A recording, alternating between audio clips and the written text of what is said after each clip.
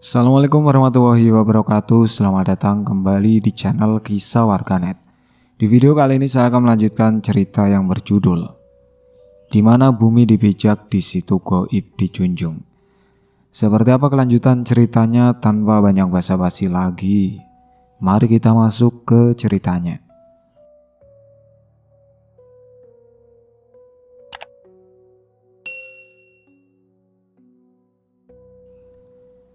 Sampai di rumah panggung, kami pun duduk di teras depan.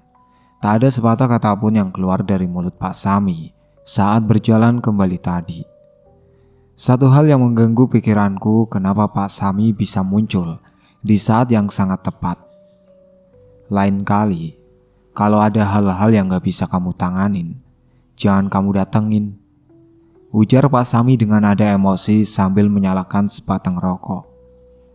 Maaf Pak, saya nggak tahu, ujarku dengan tertunduk lesu. Cukup diemin aja, gak susah kok. Bingung saya, dari banyaknya murid kenapa kamu yang dikirim ke sini? Ujar Pak Sami sambil tertawa kecil. Maksud bapak murid? Ujarku bingung. Aksa itu temanku. Dulu dia pernah janji suatu saat akan nemui saya lagi di sini. Dia bilang kalau bukan dia maka muridnya yang akan datang. Ujarnya sambil menghisap rokoknya dalam-dalam. Tak ada kata yang bisa keluar dari mulutku, hanya terdiam dengan mulut sedikit menganga.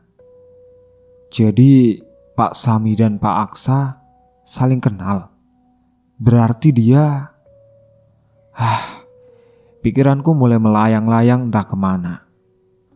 Oh iya Pak, Bapak lihat ada perempuan kah tadi di sini?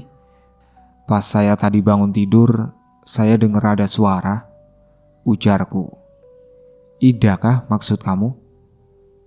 Loh, Bapak kenal Ida? Ujarku kebingungan. Ida anak saya, ujar Pak Sami dengan santainya. Jika ini adalah cerita anime, mungkin sekarang sudah ada petir sangat besar yang menyambarku. Entah harus berucap apa, tapi mulutku sangat keluh untuk digerakkan. Tapi jika digambarkan, aku duduk bersama seorang ayah dari wanita yang diam-diam sering menyapaku. Dan dia mengetahuinya. Ini lebih horor dari nenek yang kulihat tak lama sebelum ini.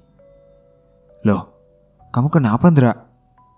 Ujarnya karena melihat wajahku yang terdiam dengan setengah mangap. Bagaimana aku tidak setengah mangap? Pertama dia teman Pak Aksa, kedua dia bapaknya Ida. Lalu apa lagi yang ketiga? Ujarku dengan menggerutu dalam hati. Yang ketiga, mungkin saya akan ngasih tahu kalau saya ini tetua di pemukiman yang kamu datengin waktu itu sama Andri dan Tony. Hah, ujarnya dengan wajah tak berdosa karena telah membaca pikiranku. Aku hanya bisa melongo dibuatnya. Entah dia mengatakan apa, tapi sama sekali aku tak bisa memperhatikannya. Ini semua seperti mimpi. Jadi orang di depanku adalah... Lama-kelamaan kepalaku bisa pecah karena menyadari semua kenyataan ini. Tapi kenapa semuanya kamu buang, Dra? Sampai kamu jadi lemah bulu gini. Ujar Pak Sami mengagetkanku dari lamunan. Jadi emang harus saya ceritain dari awal ya Pak? Ujarku lesu. Aku Indra. Ujarku gugup pada seorang gadis yang ada di depanku. Aku malah, salam kenal ya. Ujarnya sambil tersenyum manis. 6 bulan serasa begitu cepat berlalu. Menjalani hubungan dengan seorang wanita. Entahlah aku merasa dia akan menjadi istriku. Malah, kamu mau jadi istriku? Ujarku penuh keyakinan di malam yang penuh dengan bintang. Walaupun dia adalah pacarku, tapi menanyakan hal ini begitu membuatku canggung. Bro, gue nikah, ujarku pada Rian di telepon. Sepertinya dia sangat meragukanku. Tapi pada akhirnya dia mendukungku setelah semua penjelasan panjang yang aku berikan. Tinggal beberapa hari lagi, aku harus siap. Ujarku menyemangati diri sendiri. Dan tibalah saat ijab kabul. Dan semua orang bersuara dengan kalimat sah, terdengar begitu semarak. Entah bagaimana menggambarkannya, tapi wanita yang tersenyum begitu indah di sampingku ini sekarang telah menjadi istriku. Iya, dia sekarang halal untukku. 3 bulan terasa bagaikan 3 hari saat aku lewati bersamanya. Demi dirimu, aku berjanji akan membuang segalanya dan berubah sayang. Abi, ujar Mala sambil menarik tanganku dengan manja. Apanya? Ujarku sambil tetap mengerjakan laporanku. Iya, saat ini aku bekerja sebagai kabak di salah satu restoran di Kelapa Gading. Kamu tuh sibuk mulu. Aku kan mau bilang kalau aku hamil. Ujarnya lesu dengan merajuk. Apa? Kamu bilang apa barusan? Ujarku panik karena tak percaya apa yang baru saja ku dengar dari mulutnya. Gak mau, kamu nyebelin. Ujarnya dengan membuang muka. Hah, gue jadi papa. Teriakku sekencang-kencangnya. Berisik tahu. Ini kontrakan petak, bukan lapangan. Ujarnya sambil memelukku dengan lembut. Sebenarnya aku juga mau ngomong sesuatu sih, Nyah. Mulai minggu depan kita pindah. Aku udah beli rumah di perumahan sana. Ujarku sambil menahan tawa bahagia. Pak, sebentar lagi anak saya lahir. Dan saya rasa saya gak bisa lagi megang semua ini. Bisa tolong Bapak cabut lagi? Ujarku sambil tertunduk lesu di depan Pak Aksa. Kamu yakin? Yang saya kasih ke kamu itu bukan hitam kok, ujarnya. Iya Pak, saya pengen hidup normal. Saya pengen besarin anak saya kayak orang normal lain Pak, tanpa semua kelebihan ini. Mudah-mudahan Bapak ngerti yang saya maksudkan. Ujarku sambil bersimpu di depannya. Walaupun terlihat garang, tapi Pak Aksa adalah laki-laki yang memperlakukan semua muridnya dengan sangat lembut. Dia memberitahuku jika aku membuang kodam putih yang diberikan olehnya, maka akan ada kekosongan yang terjadi. Sebagai gantinya aku akan teramat sangat mudah mendapat atau melihat gangguan dari halal goib di sekitarku. Tapi keputusanku sudah bulat. Ganindra harus berubah. Dra, tapi kamu harus ingat, semua yang kamu punya dan kamu dapatkan itu cuma titipan. Jangan lupa belajar buat ikhlas di kemudian hari, Dra. Ujarnya sambil menepuk pundakku. Dari semuanya kayaknya kamu yang akan ketemu dia. Ujarnya dengan suara yang teramat sangat pelan. Maksud Bapak? Ujarku penasaran. Enggak kok, enggak apa-apa, ujarnya. Nyah, lihat nih, cantik banget, ujarku sambil mendekatkan buah hati kami ke wajah istriku yang tampak sangat lelah. Iya Bi, cantik kayak aku, ujarnya manja dengan titian air mata. Iya, mirip mamanya, ujarku dengan mencium keningnya. Bi, aku udah punya nama. Boleh nggak aku yang ngasih nama? Tanya istriku di tengah tangis bahagianya. Dan nanti aku mau kasih nama ini, lanjutnya. Indah banget sayang, artinya disayang ya. Ya kita kasih nama itu ya, ujarku terharu. Buah hati kami mengisi setiap waktu yang kami miliki. Walaupun dia menangis di tengah malam, walaupun dia berteriak setiap waktu, tapi seakan tak ada rasa lelah pada diri kami berdua. Semua itu bagaikan musik yang sanggup membakar semangat kami seketika saat kami mendengarnya. Semua itu tak berlangsung lama. Saat buah hati kami menginjak umur 3 bulan, semuanya berubah. Tanda keanehan mulai muncul pada bagian kepalanya, hingga dokter memvonis anak kami mengidap penyakit. Hingga tepat pada hari ulang tahunnya yang pertama, Tuhan memanggilnya. Semua pedih, Dan kehancuran yang selama ini kurasakan tak ada apa-apanya dibanding semua yang kuhadapi saat ini. Semua kata bela sungkawa, sabar, ikhlas hanya seperti debu yang tertiup angin di depanku. Beberapa bulan telah berlalu, tapi semua kepedihan ini tak bisa hilang dari pikiranku. Aku kerja boleh, Bi? Tanya istriku di tengah lamunanku. Kenapa? Toh gajiku masih cukup ngidupin kita. Ujarku sinis. Kamu selalu sibuk, Bi. Kita hampir gak pernah ngobrol langsung. Cuma sekedar BBM, telepon. Aku masih tidur, kamu udah berangkat. Aku udah tidur, kamu baru pulang. Aku kesepian, Bi. Ujarnya sambil menangis di depanku. Dek.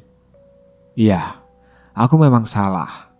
Karena rasa kehilangan yang teramat sangat ini, aku jadi hampir melupakan jika aku masih memiliki seseorang yang aku cintai. Akhirnya aku menyetujui kemauannya. Dia menceritakan kepadaku jika dia akan menjadi SPG di perusahaan. Awal malapetaka terjadi setelah 4 bulan terlewati di tengah kesibukan kami masing-masing. Kami berdua hampir sama sekali tak memiliki waktu karena aku sekarang diangkat menjadi SPV dan memegang 2 cabang sekaligus, yaitu Kelapa Gading dan Bekasi. Abi, aku boleh jalan-jalan ke Pelabuhan Ratu nggak? Ujar istriku di malam itu. Dia sengaja belum tidur untuk menanyakan hal ini. Ya udah, berapa lama? Sama siapa aja? Ujarku ketus karena kelelahan. 3 hari aja, Jumat, Sabtu, Minggu, sama anak-anak SPG yang lain, yang satu grup sama aku, ujarnya. Ya udah, hati-hati, ujarku sambil langsung memejamkan mata. Pada hari Senin hari itu aku menyempatkan diri untuk libur. Setelah sekian lama aku tak mengambilnya. Pagi hari itu aku memutuskan untuk mengantar istriku ke kantornya di kawasan MM 2100. Awalnya dia menolak, tapi dengan sedikit paksaan akhirnya dia menyetujuinya. Setelah mengantarkannya, aku menyempatkan diri untuk mengobrol dengan satpam yang menjaga pintu gerbang di kantor istriku. Suaminya Teh Mala, Pak? Tanyanya dengan sangat sopan. Iya, Mas. Jawabku sambil menyodorkan sebungkus rokok yang sengaja aku beli di warung semalam. Wih, makasih, Mas. Ujarnya kegirangan. Obrolan ringan terjadi hingga salah satu SPG menghampiri kami untuk mengisi laporan keberangkatan hari ini di pos. Ini suaminya Teh Malalus, ujar satpam itu kepada SPG yang kutebak adalah bernama Lucy. Wah, Teh Mala udah sembuh kah, Mas? Ujarnya sambil menyodorkan tangan untuk bersalaman. Sembuh? Maksud kamu? Tanyaku kebingungan. Kan kemarin gak masuk tuh 3 hari. Katanya sakit. Sama sepupunya tuh kompak banget berdua. Sama A Budi sakit terus gak masuk, ujarnya. Oh iya, sakit. Sama Budi juga kemarin. Ujarku polos karena sedikit menyadari ada yang tidak beres. Istriku tak punya saudara atau sepupu yang bekerja di sini. Pulang jam berapa biasanya kalau hari Senin, Lus? Lanjutku yang bermaksud memancing informasi. Tiap hari jam 4 pulang, Mas. Udah ya, aku pergi dulu. Kesiangan nyampe toko. Ujarnya sambil meninggalkan kami. Tapi saat aku mengobrol dengan tetanggaku, mereka mengatakan istriku pulang antara jam 8 hingga 10 malam. Sama Budi, gumamku dalam hati. Nyah, aku gak bisa jemput. Kamu naik ojek ya? Isi pesan singkatku pada istriku. Iya, aku palingan jam 9 baru nyampe rumah, balasnya. Tepat pukul 9:12, istriku tiba di depan rumah dengan menggunakan ojek. Aku sengaja menunggunya dengan duduk di ruang tamu. Assalamualaikum, ujarnya mengucapkan salam saat memasuki rumah. Duduk, ujarku tegas tanpa menjawab salamnya. Kamu kenapa sih? Ujarnya setengah panik dan bingung. Mana foto-foto kemarin di Pelabuhan Ratu? Ujarku emosi. Kemarin foto-foto pakai HP-nya Lucy, tapi belum dikirim nih, jawabnya dengan nada bergetar. Aku beliin kamu HP tuh harganya 4 juta loh nya. Kameranya gak mungkin jelek. Aku juga tahu kebiasaanmu yang dikit-dikit selfie. Gak mungkin gak ada foto, ujarku sambil mengisap dalam-dalam rokok yang kupegang. Pergi kemana kamu sama Budi? Lanjutku dengan agak bergetar, menahan emosi. Budi? Budi siapa, Abi? Ujarnya dengan mulai menangis. Tak lama kemudian orang yang aku tunggu datang. Ya, aku menyuruh temanku untuk menjemput kedua mertuaku agar menjadi saksi dari kebohongan anaknya. Ibu punya ponakan namanya Budi yang kerja di sana, ujarku sesaat setelah ibu mertuaku memasuki pintu dan tanpa menjawab salamnya. Enggak, Ndra, gak ada keluarga di sini. Yang lain semuanya di Sukabumi, ujarnya kebingungan dan langsung mendekap anaknya yang menangis terseduh. Sedangkan bapak hanya terlihat tertunduk lesu tanpa mengucapkan sepatah kata pun. Mumpung ada ibu sama bapak di sini, saya udah gak bisa lagi mendidik anak ibu sama bapak. Saya mohon maaf. Mulai hari ini anak ibu sama bapak saya kembalikan. Sama buat lo, mulai detik ini gue Ganindra Basudewa, dengan segenap kesadaran, gue ceraiin lo, ujarku sambil menunjuk wajahnya. Ampun Abi, jangan, maafin aku hilaf, dia yang ngajak, ujar mantan istriku dengan menciumi telapak kakiku. Bapak dan ibunya hanya bisa menangis terseduh di antara keramaian yang telah kubuat. Lo tenang aja Mal, rumah dan semua isinya ini gue hadiahin buat lo. Biar si Budi masuk cuma bawa anu doang. Anggap aja hadiah karena lo udah berkorban nyawa saat lo ngelahirin anak gue dulu, ujarku sambil menghentikan usahanya memegangi kakiku. Setelah aku keluar dari rumah itu, kekalutan tak berhenti dalam sehari atau 2 hari. Hingga puncaknya salah satu customer di tempatku bekerja membuat onar karena makanan yang ia pesan salah. Aku akhirnya kalap dan mengajarnya habis-habisan setelah ia lebih dulu melempar sepatunya ke arah wajahku. 3 tulang iga patah, 6 gigi lepas dari tempatnya, dan beberapa jahitan di kepalanya.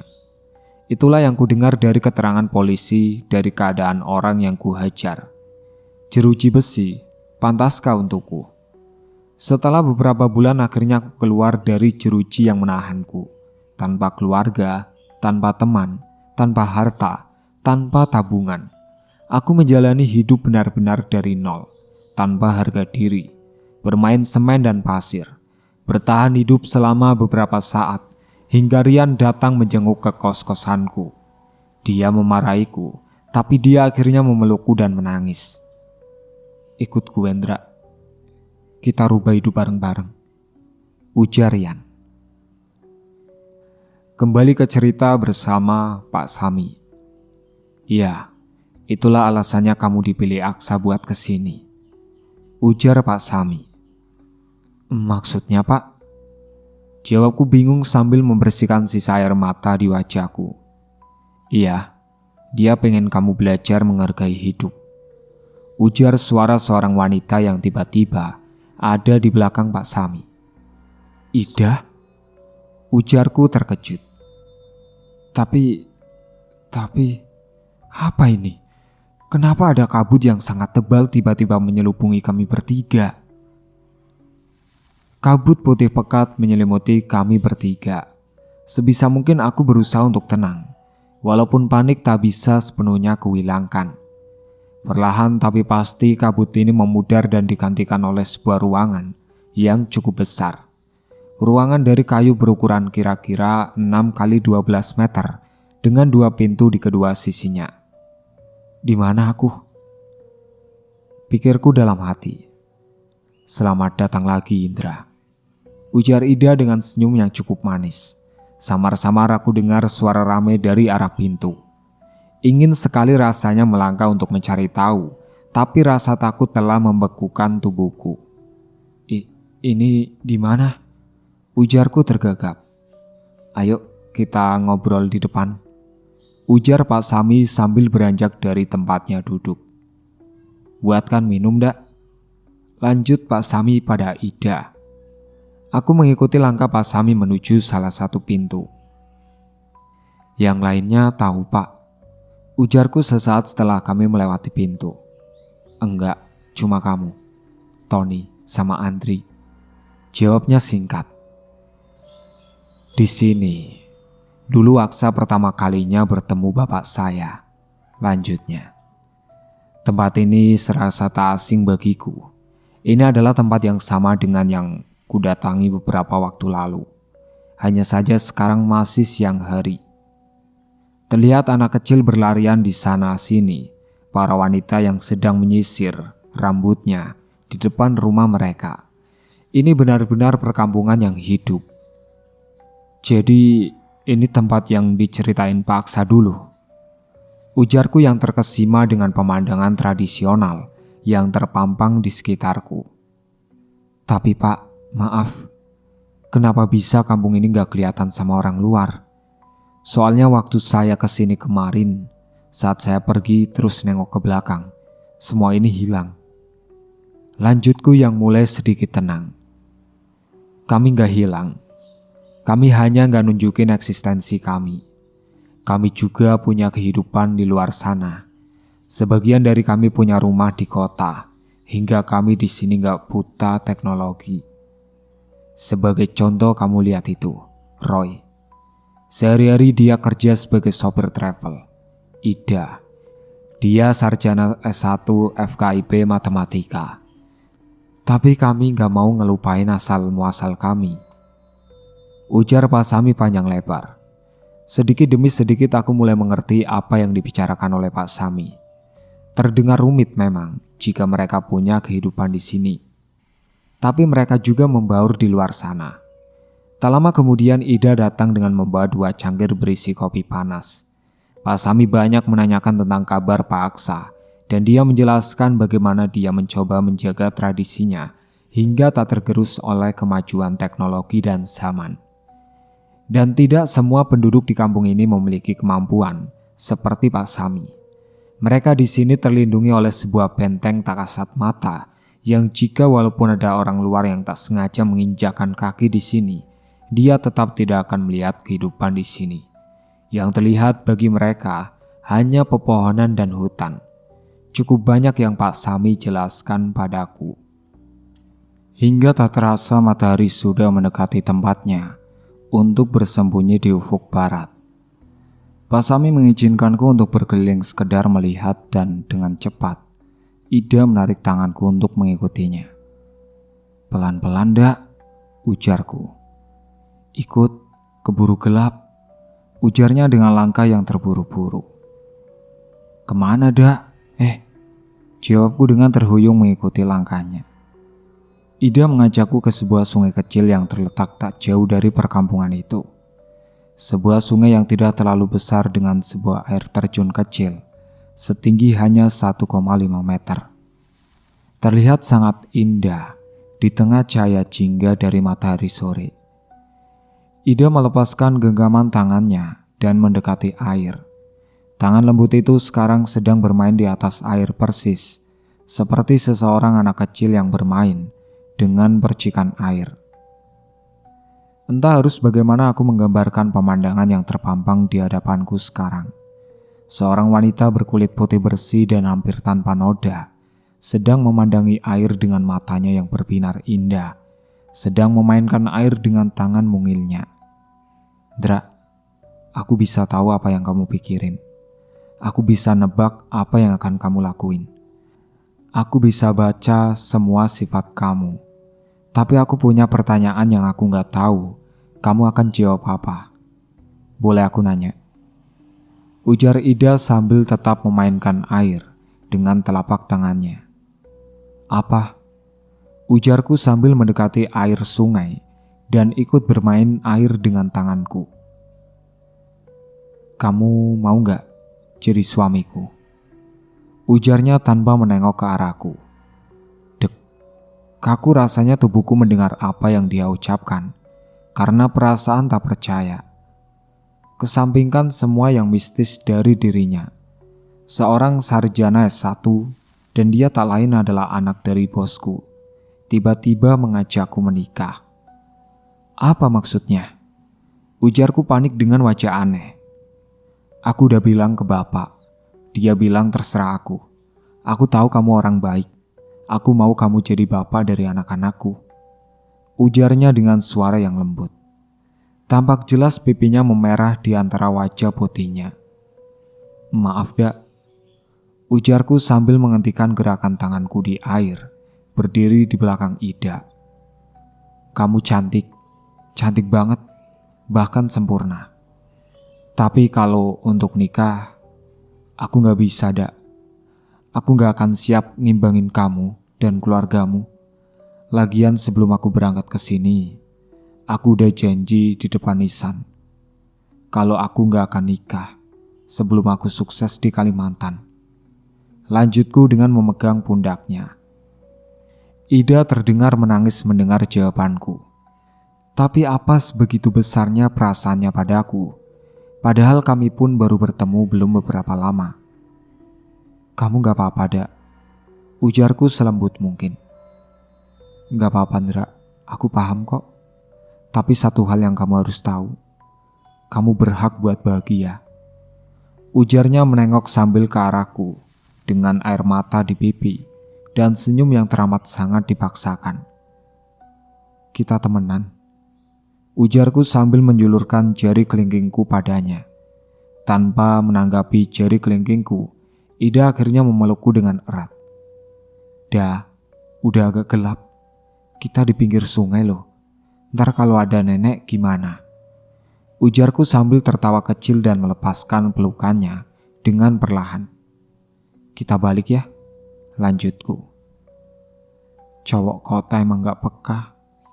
Ujarnya dengan nada ketus sambil berjalan meninggalkanku. Cuma laki bodoh yang nolak kamu, Dak.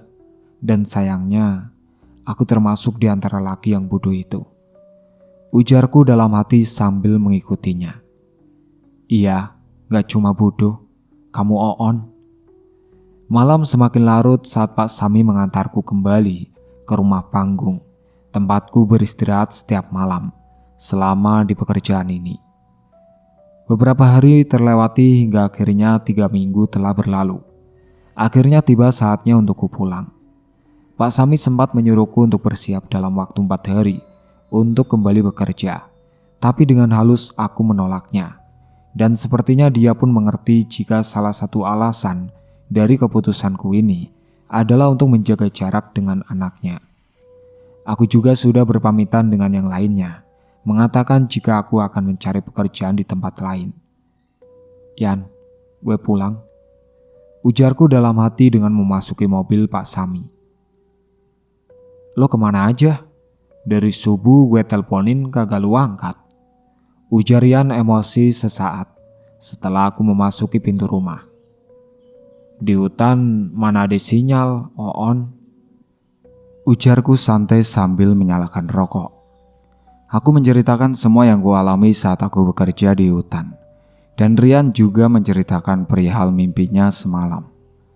Gue rasa Pak Dion juga. Ujar Rian sambil memegang dahunya. Aku hanya diam memikirkan apa yang diceritakan oleh Rian tentang mimpinya. Siapa tuh kakek? Emangnya apalagi yang gue bawa? Tanyaku dalam hati. Dra, jangan bilang kalau... Ujar Rian dengan wajah memucat. Iya, jawabku dengan gemetar.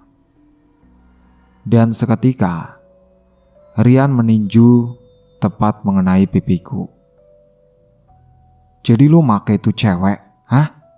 Tolol banget lu. Bentak Rian padaku. Apaan sih? Salah gue apa, Nyong? Ujarku seraya berusaha menghindari pukulan selanjutnya. Buka celana lo. Lihat sini, anu lo.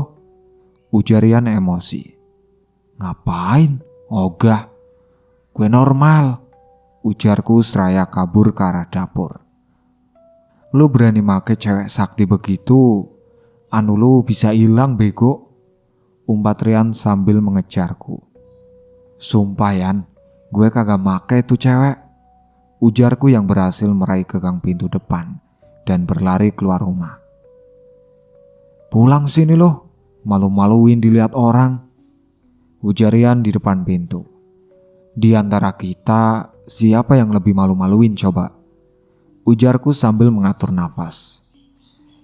Belum sempat aku bergerak, Rian berhasil meraihku, mengapit kepalaku di ketiaknya, dan menyeretku kembali ke dalam rumah.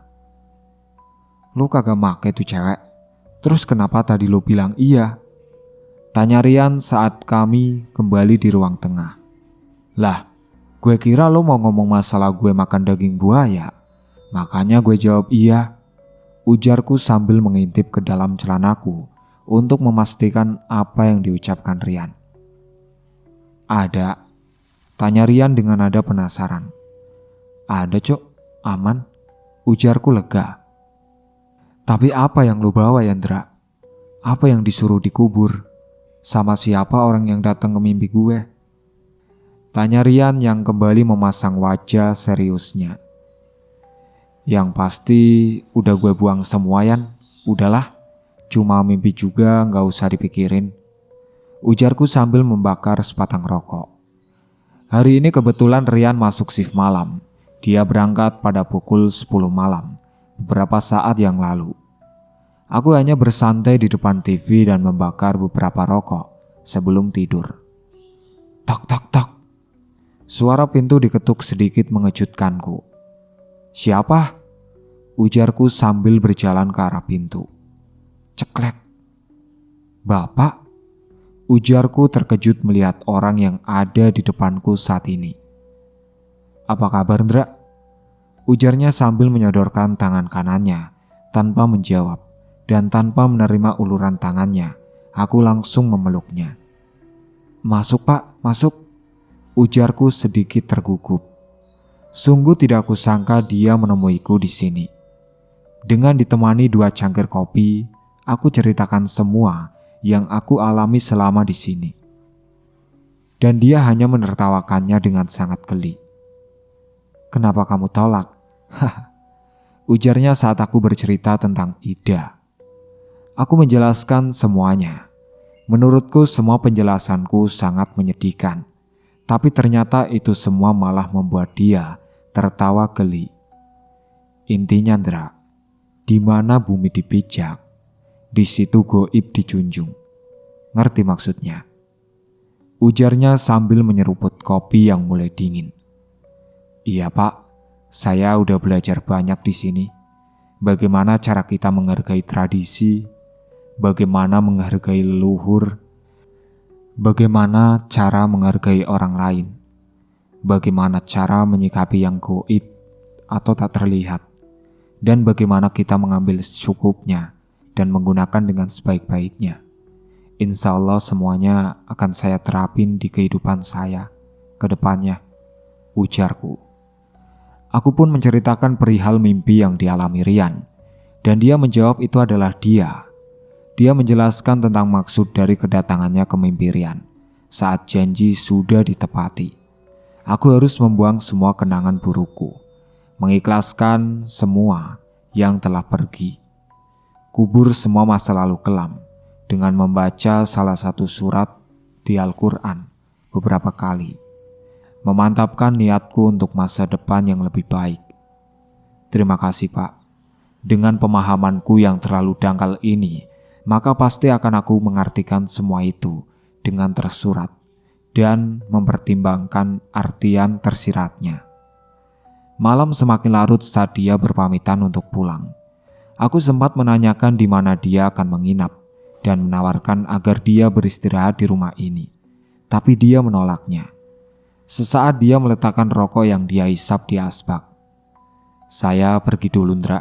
Assalamualaikum, ujarnya.